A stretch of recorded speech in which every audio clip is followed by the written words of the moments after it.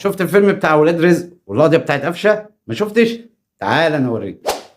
صباح الخير عليكم. السطور امام عاشور وكولر وعبد المنعم وصاحب القضيه عملوا اعلان لفيلم اولاد رزق. الاعلان حرق اولاد 100 عقبه، ما تفهمش ليه. اولا في كل موسم رمضان بتلاقي الاعلانات بتتغير، كل موسم تلاقي جايبين مطرب بيغني حسب الموجه اللي ماشيه، تلاقي موسم جايبين عمرو دياب وتامر حسني ومش عارف مين، والموسم اللي بعديه جايبين ويجز وعفروت واحمد مكي. دلوقتي اعلانات الافلام بقى فيها ابتكار جديد، ان انا اجيب لعيبه كوره تعمل لي اعلان لفيلم، وده مش عيب. ما تفهمش اولاد 100 عقبه هم محروقين ليه؟ عشان موضوع القضيه والكلام دوت. في يوم من الايام برضه هتلاقي لعيبه نادي الزمالك بتعمل اعلانات لافلام، فشيء طبيعي وشيء عادي.